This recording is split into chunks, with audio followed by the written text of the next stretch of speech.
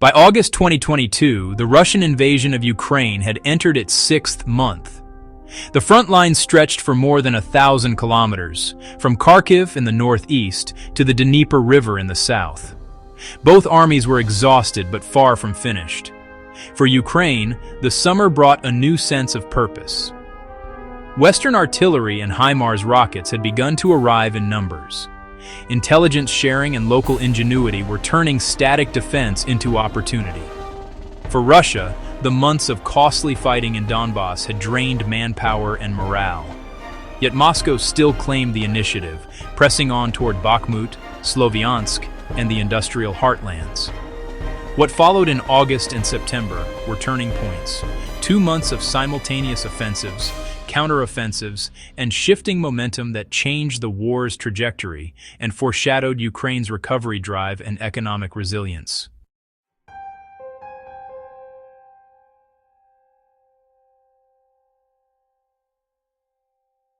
North of the embattled city of Bakhmut lies the small town of Soledar, its name meaning gift of salt. For centuries, its identity has been tied to the vast underground salt mines that honeycomb the earth beneath it. In early August 2022, this subterranean world became a critical military objective. Russian troops, heavily reinforced by Wagner Group mercenaries, intensified their assaults on the town. Their offensive pushed along a key axis from Yakovlivka in the northeast, through Soledar itself, and toward Bakhmutske to the south. The immediate goal was to seize the sprawling Artyomsol salt mine complex, a fortified position that could serve as a covered staging point for the larger, more crucial assault on Bakhmut. Capturing Soledar would not only provide a tactical advantage, but also represent a significant propaganda victory for Wagner's founder, Yevgeny Prigozhin, who coveted the mine's symbolic and potential economic value. The fighting that erupted was exceptionally brutal. Russian forces employed relentless artillery strikes that flattened entire residential streets, turning the town into a desolate landscape of rubble.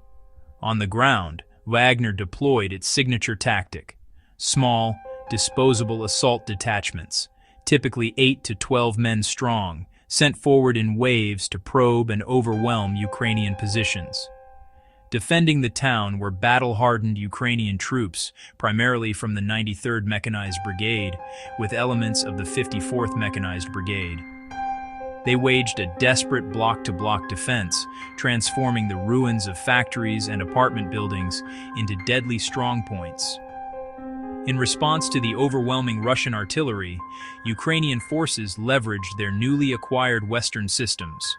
High-mobility artillery rocket systems, or HIMARS, conducted precision strikes on Russian ammunition depots and command posts in the rear, particularly around the Pidhorodny area, disrupting the logistical chain that fed the Russian assault.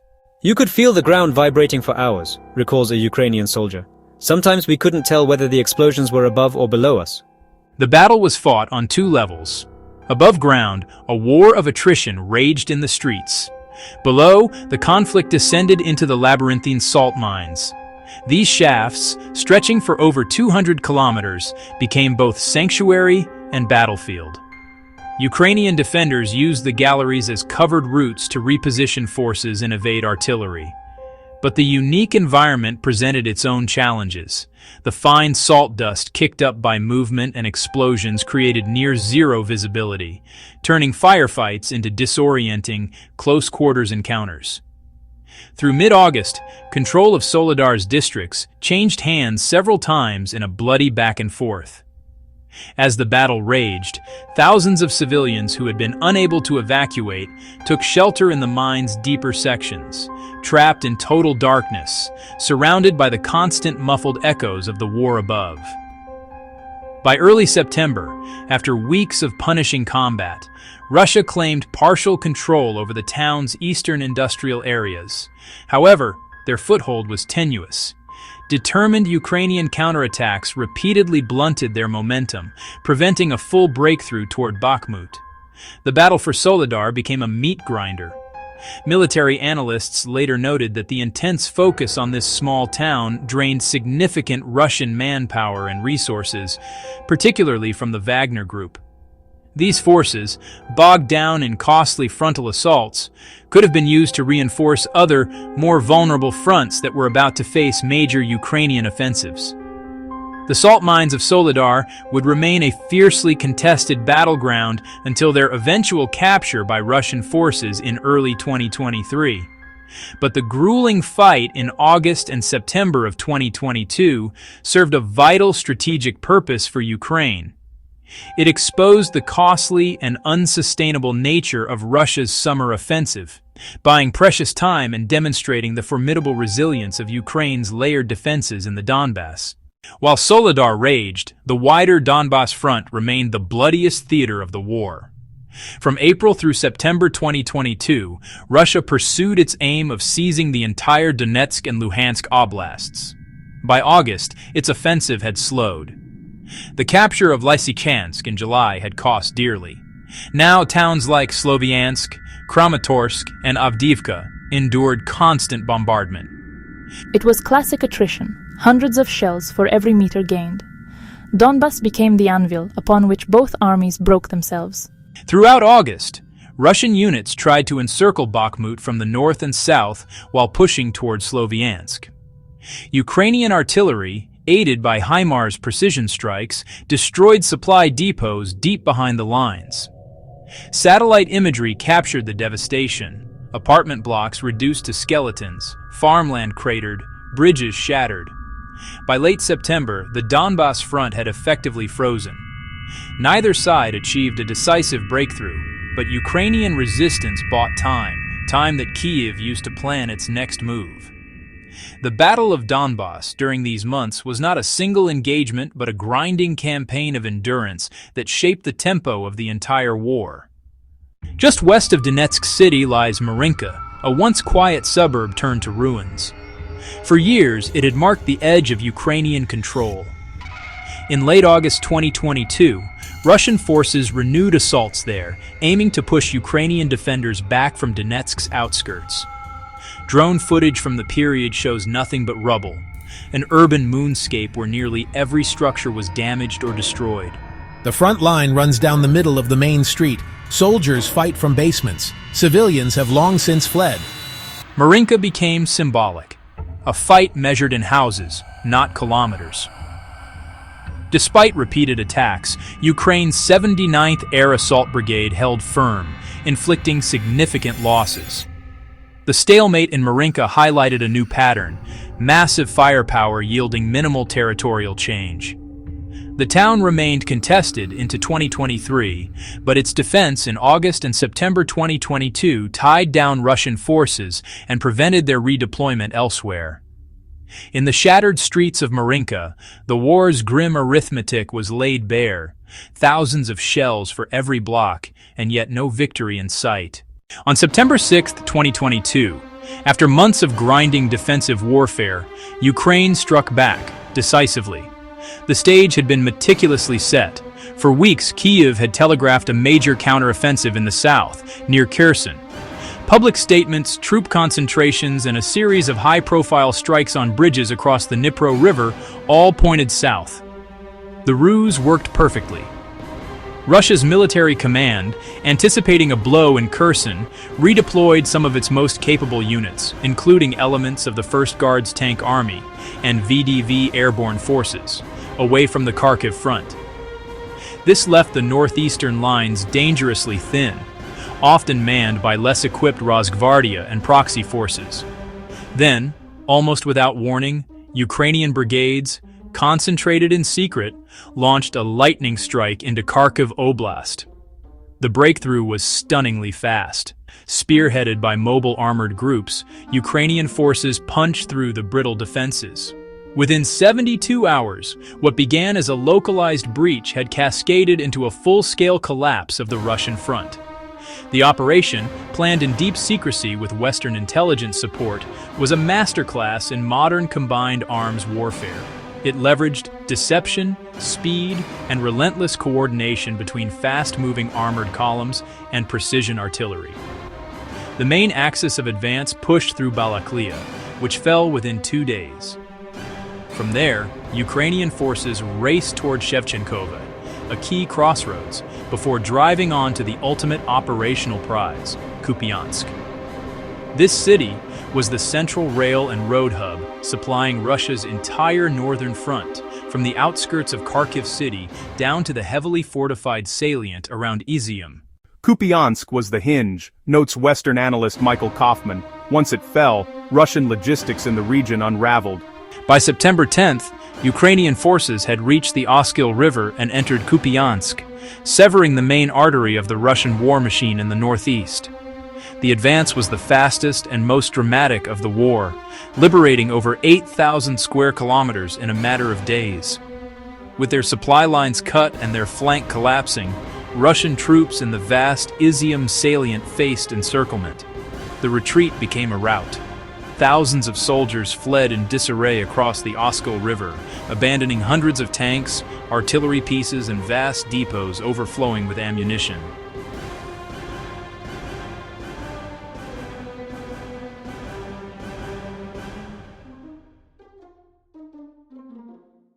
For residents who had endured over 6 months of occupation, liberation was a moment of profound, overwhelming emotion, a mixture of joy and trauma. The retreating Russian forces had left behind a trail of destruction. Infrastructure was wrecked, and many towns lacked electricity, gas, or clean water. Yet the psychological impact across Ukraine and the world was immense. In one swift stroke, Ukraine had shattered the narrative of a Russian military steamroller and seized the strategic initiative. The Kharkiv counteroffensive was more than just a victory. It was a demonstration of Ukraine's evolving military sophistication. It proved that its armed forces were not just resilient defenders, but a modern, agile army capable of planning and executing complex, large-scale operations. By masterfully combining intelligence, deception, and speed, Ukraine had fundamentally transformed the battlefield in a handful of days, forcing Russia onto the back foot and setting the stage for the next phase of the war. While the world's attention turned to Kharkiv, the south of Ukraine was alive with another operation. On 29th of August 2022, Ukrainian forces began their long-planned counteroffensive in Kherson Oblast, the first major attempt to reclaim occupied territory on the Dnieper's western bank. Using precision strikes from HIMARS, Ukraine targeted bridges, ferries, and ammunition depots, isolating Russian troops west of the river. Every pontoon they build, we hit. Every crossing, we disrupt. The fighting intensified through September. Villages like Snihurivka and Davydiv Bridge saw fierce combat as Ukrainian infantry pressed forward. Russian command posts struggled to supply their men, relying on makeshift barges under constant fire. By the end of September, the Russian front in Kherson was stretched thin. Analysts observed a slow but irreversible Ukrainian advance, one that would, weeks later, force Russia's withdrawal from the city of Kherson itself. The southern campaign illustrated a sophisticated operational design, attrition through logistics denial, not frontal assault. What began in August as small, methodical pushes would culminate in one of Ukraine's most symbolic victories of the war. Beyond the front lines, millions of Ukrainians lived through relentless fear. Cities like Mykolaiv, Kramatorsk, and Zaporizhia endured daily shelling. The United Nations recorded tens of thousands of civilian casualties by September 2022, the real number likely far higher. Over 6 million people had fled the country, while millions more were displaced internally. Hospitals operated in basements, schools became shelters, fields lay mined and burned, harvests lost. We saw entire communities disappear overnight. The hardest part was telling families their homes no longer existed. Even as battles raged on the front lines, Ukraine was fighting a parallel war for its very economic survival. The full-scale invasion triggered a catastrophic shockwave across its economy, a deliberate strategy by Moscow to cripple the nation's ability to resist. The initial chaos of the invasion gave way to a grim new reality. The systematic destruction of industry, the targeting of critical energy facilities, and the severing of vital transport networks combined to create a perfect storm. The consequences were immediate and staggering. Ukraine's gross domestic product plunged by more than 30% in 2022, an unprecedented collapse for a modern European economy, erasing years of growth in a matter of months. This wasn't just collateral damage, it was a core component of the assault, aimed at breaking the state from within. Energy infrastructure became a primary and constant target, a campaign designed to freeze the country into submission. Throughout the late summer and autumn, Russian missile and drone strikes methodically hammered the system. Power plants in the Donbass and central Ukraine were hit repeatedly, each attack degrading the grid's resilience. The damage was cumulative, creating a desperate race against time for repair crews working under the constant threat of new attacks. Key fuel refineries, like those in Kremenchuk and Lysychansk, were turned into infernos that burned for days. These attacks crippled domestic fuel production, cutting national output and forcing widespread rationing. Long lines at gas stations became a common sight, and the government had to implement strict controls to preserve fuel for the military and emergency services, impacting everything from farming to logistics. Agriculture, the backbone of Ukraine's pre-war exports and a cornerstone of global food security, suffered immensely. Vast tracts of the world's most fertile soil were transformed into battlefields. Mines and unexploded ordnance rendered thousands of hectares of prime farmland unusable, a deadly legacy that will take years, if not decades, to clear. The naval blockade of Ukraine's Black Sea ports was perhaps the most damaging single action, trapping more than 20 million tons of grain destined for world markets. This weaponization of food sent global prices soaring and threatened famine in vulnerable nations.